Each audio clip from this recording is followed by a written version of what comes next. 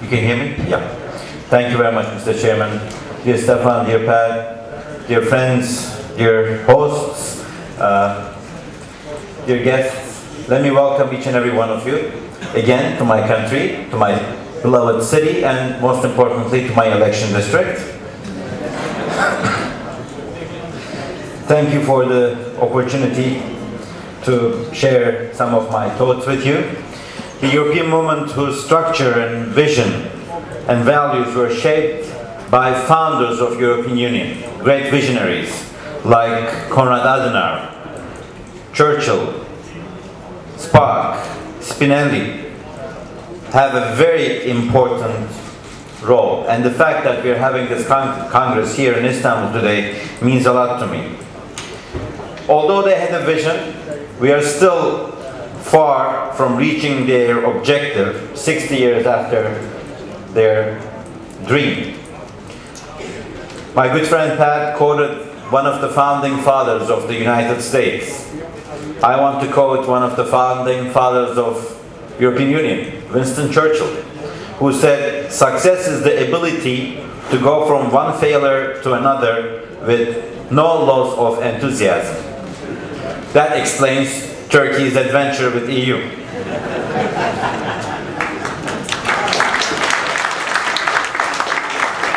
We're not losing our enthusiasm. As Pat knows very well, the European Parliament building in Strasbourg has a roof that is unfinished. I cannot think of a better symbol that shows the enlargement of the European Union is not completed unless Turkey is in it. I would also like to remind that there's an expression in French language for common Turk, which means strong like a Turk. I believe it will take Turkey to make sure to keep that roof from falling in, as it had already started to be done before. Enlargement and deepening of the Union are not necessarily conflicting goals. On the contrary, European movement has long realized that they feed each other. When we look at the different groups that participate in the Istanbul Congress today, we come face to face with our idea of enlarged Europe, the greater Europe that has completed its enlargement. This greater Europe can only be achieved through making the European Union a project of the people. The civil society organizations have a key role for both in terms of widening and deepening the European Union. The role of the interaction between the civil society and the government is twofold. One is providing the public with objective information. The second essential issue is transferring the demands of the civil society to the government. And a well-developed relationship between civil society and government assures a transparent, efficient, and healthy democratic regime.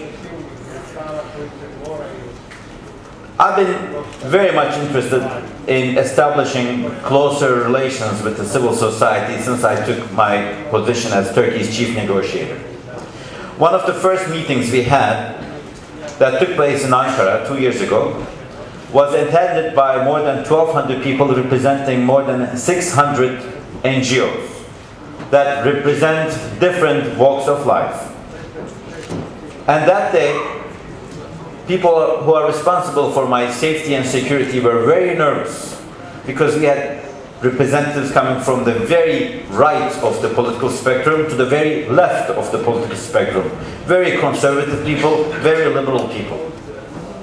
And one of the professors of this great university accepted my invitation to chair the meeting. Eser Karakaş, at the end of the day, said, "I do not think of any other concept besides European Union that could keep all these people from very different walks of life in peace with each other for a whole day," and they all applauded each other. People representing different tastes in life, different lifestyles, respected each other's opinions and actually applauded each other. That encouraged us to continue with our civil society meetings, and by now we have already completed more than 5 enlarged civil society summits. And additionally, I've been visiting many different civil society groups. Mr. Hisarcıklıoğlu and I have been traveling throughout Turkey to talk about EU and how it affects the business community in the local and in the national prospect. I'm grateful to his support. As one of the leaders of the civil society groups in Turkey, he's a true believer in European Union, despite all the difficulties. But we still have difficulties. Pat mentioned the change in Turkey and about the doctors who were reporting about torture. I think that was a very important example. We live in a country which executed its own prime minister 50 years ago. We live in a country where books of Kafka and Dostoevsky were collected and burned 30 years ago. 10 years ago, mayor of this great city of Istanbul was imprisoned for reciting a poem. Believe it or not, 3 years ago, I was prosecuted by the highest court of the country for having said that people's representatives should represent the people. But things are changing in Turkey. And the change is on a daily basis. 2 nights ago, there was a very important judicial reform package that was passed by the parliament. Makes me feel better about the future of my children. And this change will continue. This change will continue because it has full backing of the civil society, which represents the people. Ambassador Bozkır is one of the longest veterans of Turkey's EU adventure. He remembers and reminds me a time back in the 90s when they wanted to organize meetings of the civil society groups. They didn't know who else to call, and they would call the Red Crescent, the Green Crescent. But today, after Turkey getting a date to start EU negotiations, so many new NGOs have flourished.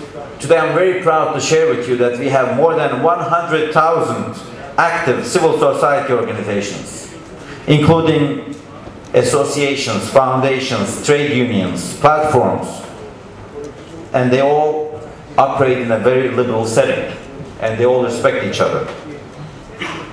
And with many of the legal restrictions on the organization and action field of the civil society have been lifted. With the new law of associations, they can be established much faster and under easier conditions. This is also a clear demonstration of the consolidation of Turkish democracy. Civil society dialogue is one of the most important pillars of Turkey-EU relations. 119 projects have been established and more than 20 million euros have been allocated to these projects that have been completed by our universities, municipalities, associations, and so forth. The awarded projects cover a very different range of areas. For example, establishment of a press academy between Turkish and Dutch journalists, or French and Turkish farmers sharing tips on cattle breeding. Italian, Romanian, and Turkish ecological groups working together on a project called Acting Organic by Thinking Organic. And the new civil society dialogue, the second phase, will open new opportunities as well. I've always argued, as Turkey's chief negotiator, I cannot convince 490 million Europeans that Turkey will not bash their union and convince 72 million Turks that EU will not divide us apart. I need allies. If the Barbers Association of Turkey could communicate with their German and French counterparts, and if the farmers could communicate with their Dutch and Belgian counterparts, if the women rights groups of Turkey would communicate with their Swedish and Italian counterparts, my job would be much easier. And thanks to civil society, this has started. Now we have much more communication, dialogue than before. And I want to remind you that people tend to fear, suspect things, concepts, individuals, and even countries that they do not know. Once you get to know people, once you get to know countries, nations, learn about their weaknesses and strengths, then these suspicions and fears get away.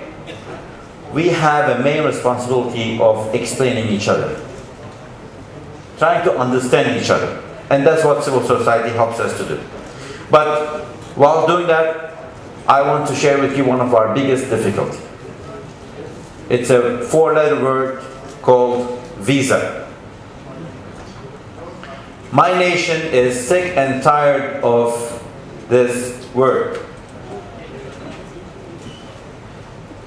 The time when Turks feel the least European is when they have to wait in a line to get a visa from one of the ally countries, member countries of the European Union.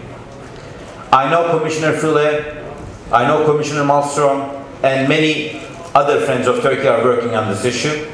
More power to them. But the visa issue, as I see, is the most important obstacle among our civil society organizations. But everyone should know that Turks are no longer interested in migrating to Europe anymore.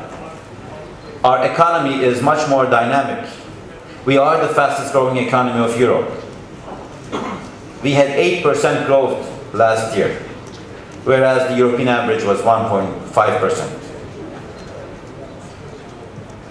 But civil society organizations would like to visit their counterparts.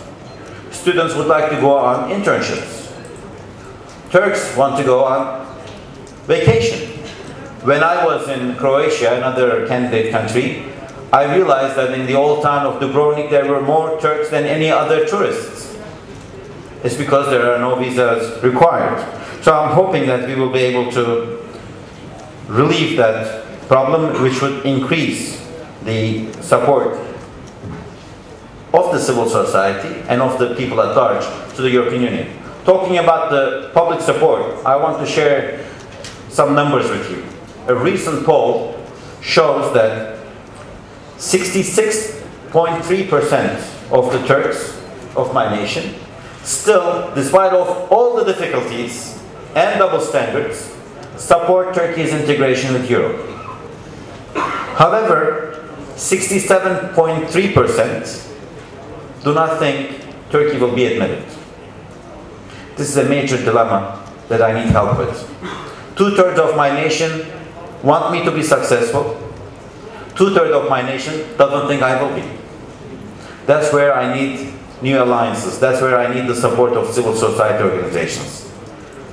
These numbers indicate that the most important difficulty we have in Turkey's aspiration to become a full member is prejudice. Prejudice here at home and prejudice throughout Europe. And that can only be resolved with your cooperation. I want to thank each and every one of you. Yes, we have difficulties. Yes, Turkey still demands fair negotiations. Yes, we feel very upset when we see the Cyprus issue that was not a problem for membership of Cyprus being turned into a prerequisite for membership of Turkey. Yes, we would like to see our leaders attend the EU summits. Yes, we would like to put an end to the visa torture. Yes, we would like to see more cooperation on the fight against terrorism.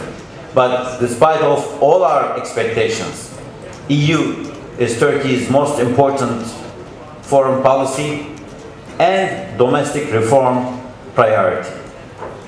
As I have always indicated, I see EU as Turkey's dietitian, and Turkey has proven that things can change by adapting the acquis. Thank you very much for your support.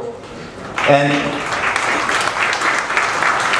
in conclusion, I want to say we count on the civil society organizations to overcome these prejudices. As they say, when there is will, there is way. Turkey has the will, and the EU can make the way. Thank you very much.